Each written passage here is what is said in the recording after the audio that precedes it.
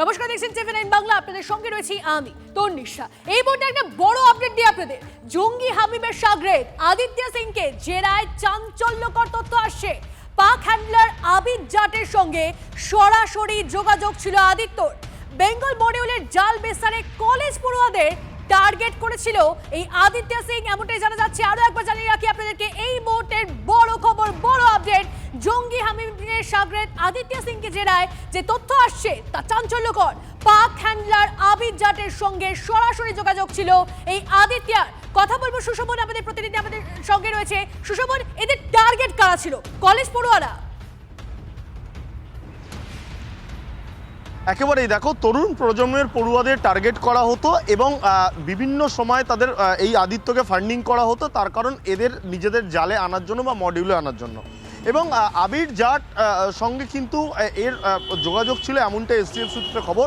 এবং শুধু তাই নয়, এই আদিত্য সে কিন্তু বিভিন্ন লোককে বিভিন্নভাবে ফাঁদে আনার চেষ্টা করতো। এসটিএফের গোয়েন্দারা এখন এটাই জানার চেষ্টা করছে যে মূলত কাদের কাদের এনেছে। বেশ, তুমি আমাদের সঙ্গে থাকো সুশোভন। আরো একবার আপনাদেরকে জানিয়ে রাখি যে খবরে এই মুহূর্তে নজর। জঙ্গি হামিমের শাগরেদ আদিত্য সিংকে জেরায় যে চাঞ্চল্যকর তথ্য আসছে, পাক হ্যান্ডলার আবিদ জাটের সঙ্গে সরাসরি যোগাযোগ ছিল আদিত্যর। বেঙ্গল মডিউলের জাল বিস্তারে কলেজ পড়ুয়াদের টার্গেট করেছিল আদিত্য। হাওয়ালার মাধ্যমে টাকা আসতো আদিত্যর কাছে। কতজনকে বেঙ্গল মডিউলে যোগদান করিয়েছিল আদিত্য জানার চেষ্টা করছে এসটিএফ। পুরো প্রতিমন্ত্রীর বাড়ি ও গাড়ির ছবি হামিমকে দিয়েছিল আদিত্যই, এমনটাই খবর পাওয়া যাচ্ছে।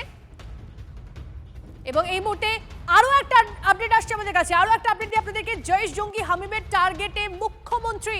চিনার পার্কে শুভেন্দু অধিকারীর বাড়ি রেকি করেছিল মোহাম্মদ হামিম মণ্ডল। হামিমকে জেরা করে চাঞ্চল্যকর তথ্য রাজ্য এসটিএফ এর হাতে। শামীমের থেকে রাজ্য এসটিএফ এর গোয়েন্দারা জানতে পেরেছেন সিসিটিভির নজর এড়িয়ে সে রেকি করা ও তথ্য সংগ্রহ করার কাজ করত। আর একবার আপনাদেরকে জানিয়ে রাখি, হামিমের থেকে রাজ্য এসটিএফ এর গোয়েন্দারা জানতে পেরেছেন সিসিটিভির নজর এড়িয়েই সে রেকি করা ও তথ্য সংগ্রহের কাজ করত।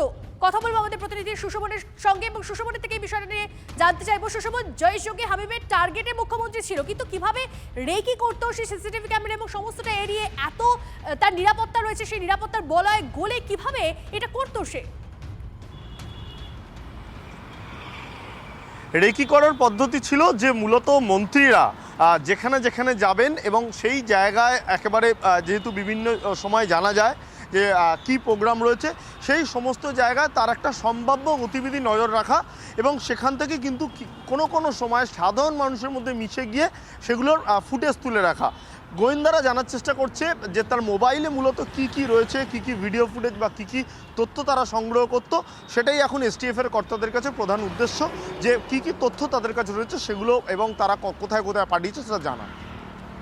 বেশ, সঙ্গে থাকো সুশোভন। আরো একবার আপনাদেরকে জানিয়ে রাখি, জৈশ জঙ্গি হামিমের টার্গেটে মুখ্যমন্ত্রী ছিলেন এবং চিনার পার্কে শুভেন্দু অধিকারীর বাড়ি রেকি করেছিল মোহাম্মদ হামিম মণ্ডল। হামিমকে জেরা করে চাঞ্চল্যকর তথ্য রাজ্য এসটিএফ এর হাতে। হামিমের থেকে রাজ্য এসটিএফ এর গোয়েন্দারা জানতে পেরেছেন সিসিটিভির নজর এড়িয়েই সে রেকি করা ও তথ্য সংগ্রহের কাজ করতো। আমাদের প্রতিনিধি যেমন জানাচ্ছিলেন, সাধারণের মধ্যে মিশে সেই রেকি করার কাজ করতো বলে খবর পাওয়া যাচ্ছে। আমাদের কাছে নেশন ফার্স্ট, মানুষের সুরক্ষা প্রথম। তাই জন্য আজকে মাননীয় মুখ্যমন্ত্রী সবসময়তে আজকে করছেন, এগুলো নিয়ে সরব হয়েছেন, বরাবর সরব হয়েছেন, তাই জন্য তাকে মারার চেষ্টা করা হচ্ছে। কিন্তু আমরা অত্যন্ত ভীত। আমরা আজকে মাননীয় মুখ্যমন্ত্রীকে আমি বারবার বলবো যে গাড়ি থেকে নেমে হ্যান্ডশেক করা, এর মধ্যে ঢুকে যাওয়া, এগুলো একেবারেই উচিত নয়। নাই মাননীয় প্রধানমন্ত্রীর করা দরকার।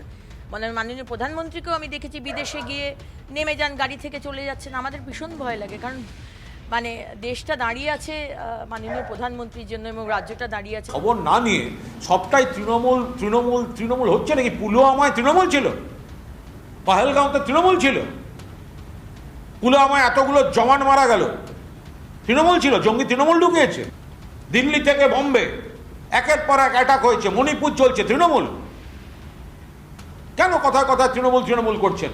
স্বরাষ্ট্র দপ্তরের রাষ্ট্রমন্ত্রী পার্লামেন্টে স্টেটমেন্ট দিয়ে বলেছে এই আপত্তিকর সংগঠনের লোকদের যাতায়াত 14টা স্টেটে পাওয়া গেছে, 14, তার মধ্যে বিজেপির বন্ধুদের রাজ্যও আছে। বিজেপি বিধায়ক ও প্রাক্তন পুলিশ কর্তা দেবাশিস দর আমাদের সঙ্গে রয়েছেন। দেবাশিস বাবু, গোয়েন্দারা জানতে পেরেছেন যে সিসিটিভি নজর এড়িয়েই হামিম রেকি করতো এবং তথ্য সংগ্রহের কাজ করতো। এটা তো যথেষ্ট চিন্তার যে সাধারণের মধ্যে মিশে তারা এভাবে রেকি করছে। দেখুন, এই প্র্যাকটিসটা তো বহুদিন ধরে চলছে। আর তৃণমূলের সময় থেকে এরা বিভিন্ন সময় ঢুকেছে, বিভিন্ন তৃণমূলের নেতারা বা তখনকার প্রশাসন এদের সাহায্য করেছে বিভিন্নভাবে পরিচয়পত্র বানিয়ে বা এখানে শেল্টার নেওয়ার ক্ষেত্রে। আর এই যে রেকিগুলো করতো, এটা এদের একটা পুরো টিম হিসাবে কাজ করতো। আর ইনভেস্টিগেশন যেভাবে চলছে, আরো অনেক নতুন নতুন তথ্য আসবে।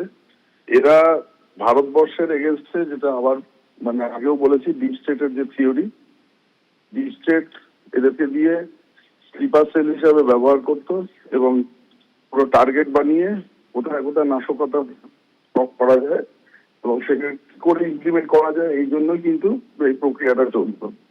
একটা কথাই বলতে পারি যে এর যখন তদন্ত শুরু হয়েছে, আপনারা নিশ্চিত থাকুন যে অনেক বড় কিছু সামনে আসতে চলেছে।